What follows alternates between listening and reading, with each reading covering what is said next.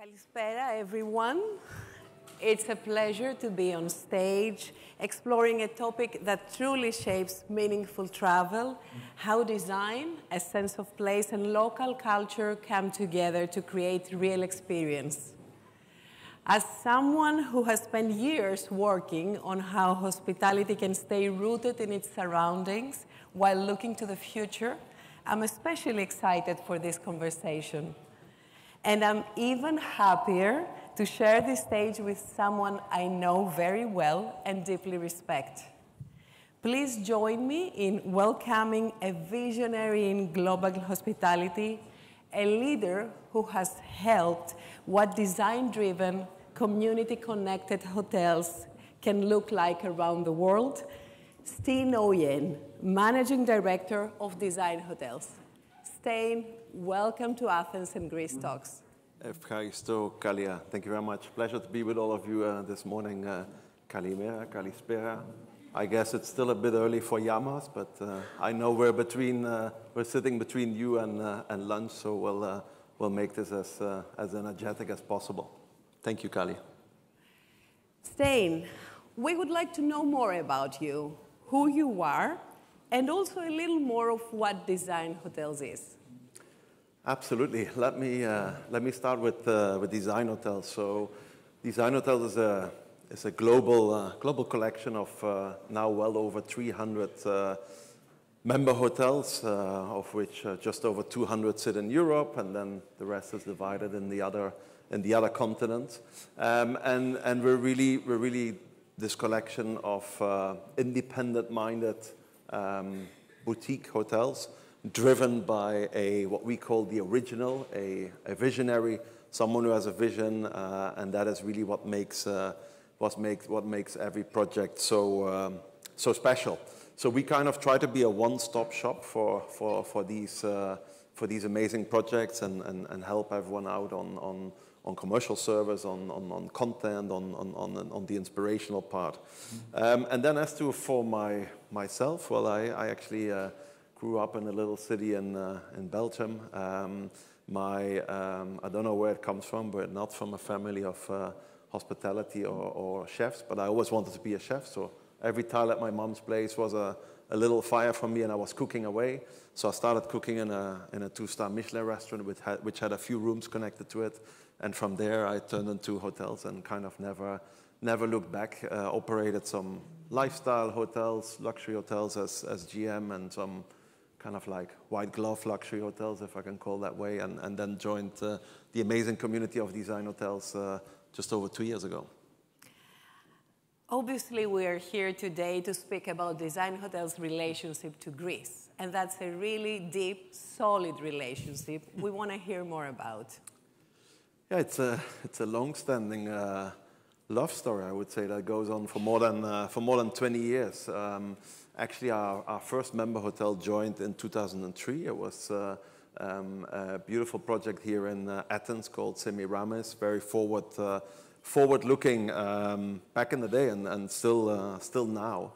And in the meantime, we've actually grown not only in Athens but also out of Athens on the mainland with 6 different locations. We're present on 7 of the beautiful islands, and we're just under 30 members now here in Greece, and actually together with Mexico and Italy, it's our best represented country within Design Hotels, which obviously goes back to the amazing hospitality that Greece stands for. And actually, out of those, 2 of them two stunning properties sit with the Empiria group, and I think we might have a little bit of news to share in that sense, right, Kάλια?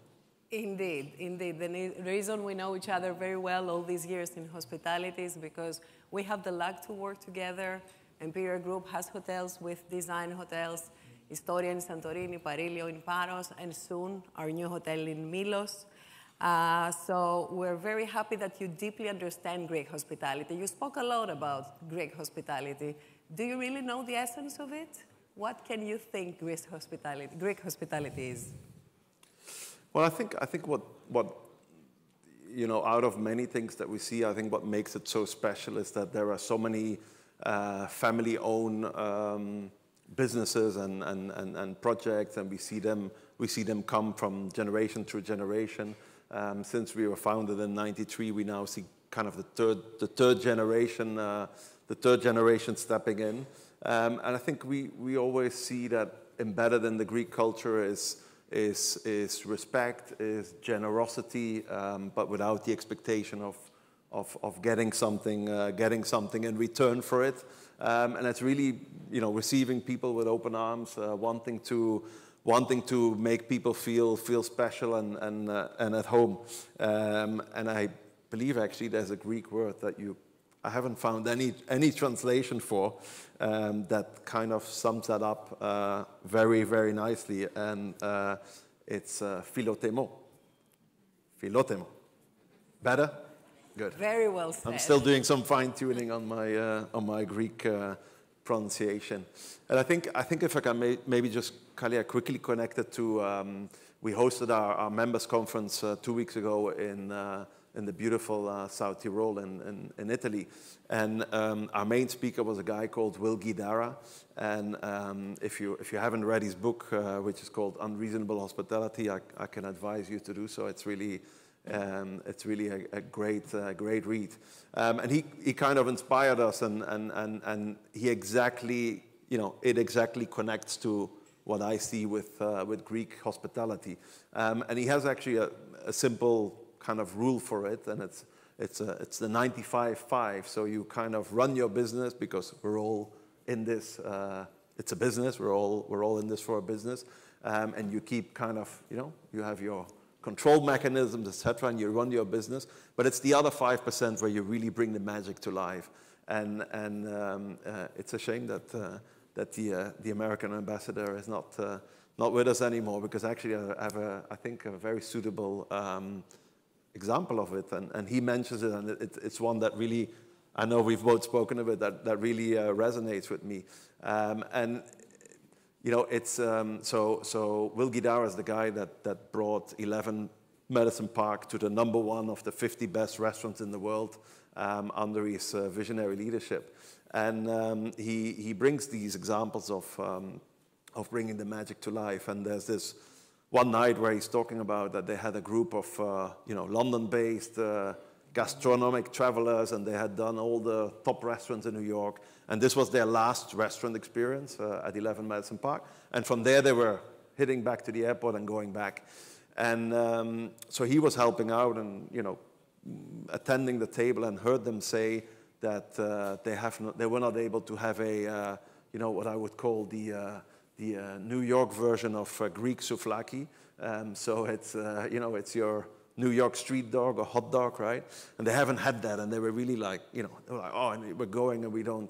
So we actually they went out and went to one of these stands and bought a few of these New York hot dogs, came back, and just picture this, right? Standing in the kitchen of this 3 Michelin star restaurant, talking to your head chef and saying, hey, we got these hot dogs, can you nicely plate them with a bit of mustard and a bit of ketchup and make it look good? And you see the chef go like, oh, what is this? And to cut a long story short, they then served these. And they were just blown away, right? And it's this 5% where the magic comes to life. It doesn't have to cost you any money, but it's really that connection, giving it that purpose. And I'm sure that if you would connect with these people now, they would not remember any of the dishes they had eaten at 11 Madison Park, but they'd remember that hot dog. And I think it's kind of I was prepared for the American-Greek relationships here, so I thought that really defines it very well for me. Very well said. Vision, connections, hospitality, design, but how about business? ROI with soul. So what do you think? Can profit and purpose coexist? I would rather say they must, and I think this has fully converted into that you need purpose in order to really be really be profitable. It's actually an enabler. We at Design Hotels call it return on investment, return on imagination. It's going out, making it real, making it sticky for people that stay with you. And purpose in that sense gives emotional longevity, and that's really what you need to. So I would say it's not just that it goes hand in hand. It has become one of the key drivers of making your business have a better return on investment. I think we can all agree, and we talked before about the new generations. They don't look for cookie cutter experiences anymore, unless maybe a destination where they don't trust so much in the level of hospitality, and they look for security, right? I'm taking a, I look for a certain level of security. So let me shift, Kálya. I'm gonna turn this around now. So when I think of Greece, there's obviously this, I would say iconic raw material, if I can say that as a chef's expression. Amazing architecture, landscaping. There's history that many are jealous of. What does for you design mean in the context of a destination that's already visually so strong, and how do you extract new stories? That's such a powerful question, Stijn. That's actually the real paradox of Greece. We have this incredible abundance of beauty. Beauty is everywhere. Light, architecture, the sea, the heritage, the people. And yet, that very abundance cannot help us show Greece beyond the surface. For me, designing Greece is not about adding more layers of that beauty, rather than being able to edit the beauty. It's about creating space for meaning to come through. We try to strip away what's expected, the cliches of this immaculate beauty of the whitewashed walls and the blue domes, and focus on how that place makes you feel. In Greece and at Empiria Group, we need to talk more about that emotional hospitality, about design that reflects the rhythm of the real Greek life, the slowness of a shared meal, how we Greeks do it, the warmth of this human connection that we know very well, and the balance between tradition and modern life. We heard a bit more in the previous panels. That's where the real story, that's where the real narrative of Greece stands. And it's not in a postcard, it's the real pulse of life. So for us, design becomes more of a form of a storytelling that honors the landscape, but also the people, the gestures, and that quiet time, the rituals that make our country look timeless and makes it a pulse for global travelers to visit and feel.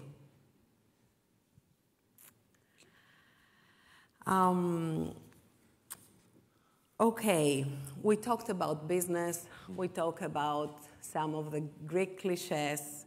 So now we need to move forward, understand more about the different generations of travelers, the younger travelers, the ones that they seek that more emotional resonance, maybe a bit more than our generation. So our hotels are the new cultural venues, the new cultural hubs for wellness retreats, and can they work as social incubators? Can design hotels in Greece especially evolve that hub of local creativity, food, art, and design into something, and sustainability, into something more meaningful, rather than, pure hotels and hospitality? Absolutely, I love the connection with this morning on the first session with your Prime Minister, where the connection was made from everything we hear on AI and then connecting it to EI, and it's that human-centric value, and of course AI will be there as an enabler, I always think, and will help us, but at the end of the day it will free up time to to have more, more emotional connections. I think what we see is that the next generations don't consume culture as such, but they really want to connect with it. And I think our hotels have a massive opportunity, because if you look everything that's so online, you see people are, the next generations, unfortunately, seem to be more lonely than we used to be, right? We heard before, and I also have a few teenage daughters at home. They don't watch TV like we used to do. They get so many impulses. Everything is here and there and now, and I think that's also why it connects so much to mental health, to some of these different topics that now come up, and which was not the way that we saw some of them. So, to my opinion, the best hotels they really serve as cultural platforms. And I think, as much as I say that we see the new generation being more lonely because everything is online, we're also starting to see a lot of movement of things that start online, that move online. And there we did a survey actually last year at this point, more or less, where we kind of asked, and the answer was really that the hotels really have a great opportunity, because youngsters feel comfortable in going to hotels and connecting if there's a purpose to it. If there's maybe something that they would connect to online is brought offline. There's a story about an online chess club that then kind of got converted. Another example is a dating online that then goes offline, but I leave that for another session.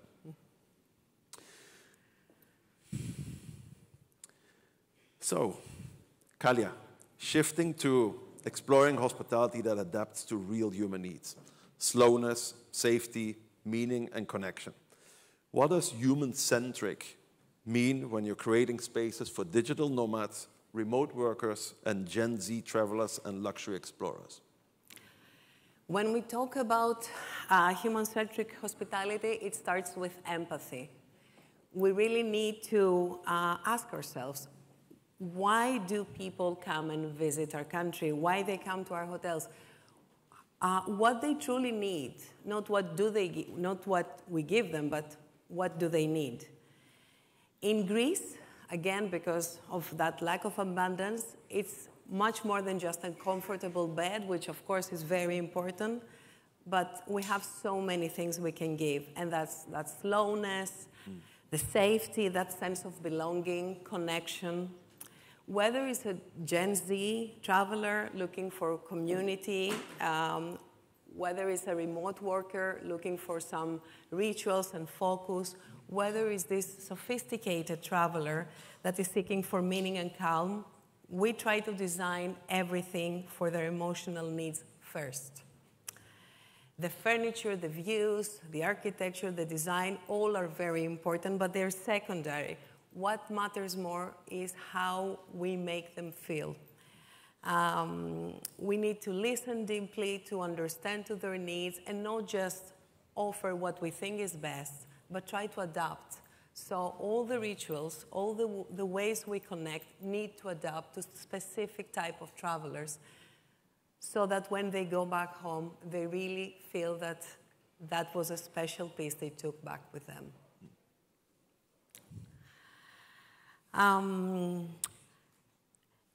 A most important element for me, Stijn, is what you're doing now with Design Hotels and your new initiative, the Legacy Lab. So you build for the new generation. You do an amazing work for how we, hoteliers, can pass on the legacy to the new generation, and how the new generation can make that legacy shine, sometimes even better than we do it. So what do you do?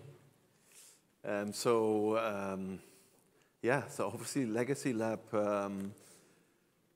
was actually born out of some feedback that we received from some of our originals during our meeting last year, and we thought, we have so many of our member hotels where the business kind of gets handed over from one generation to the other, and it's such a fast evolving world, as we've kind of heard this morning. So we decided to bring 11 of those next-gen leaders together in Madrid, and had what we called Legacy Lab, and kind of gave them a platform just to express themselves on you know, what is for them really great, the concept of great leadership, what is their definition of resilience, of change management.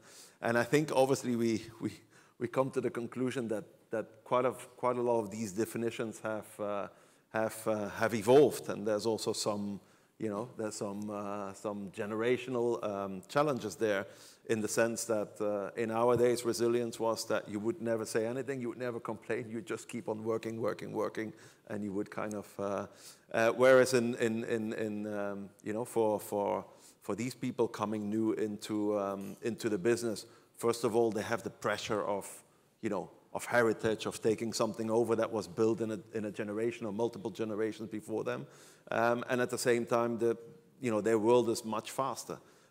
They are the most knowledgeable generation coming up, and there's a lot to learn from in between the generations. So we actually had one of them with us during our conference a few weeks ago, Vasiliki from Minos Art Beach Hotel in Crete, and she's also a strong driver. Out of the 11, actually, out of the 11 next generations we brought together, more than half were Greek. So I think it's another great confirmation of the push of the next generation in this part of the world. And we just, you know, it just brought great debates on how this is changing, how we can understand them better. We often think that before they've done any work, they need to mentally feel well, and we need to tell them 10 times how amazing they are. And before anything gets done, we think they're sometimes maybe, you know, sometimes you hear the word selfish. But at the same time, it's not like that. They're just different things that trigger them. And so we're continuing this conversation, and we really hope that your next generation will be joining us on the next session. Absolutely, count on me. Thank you very much, Stijn.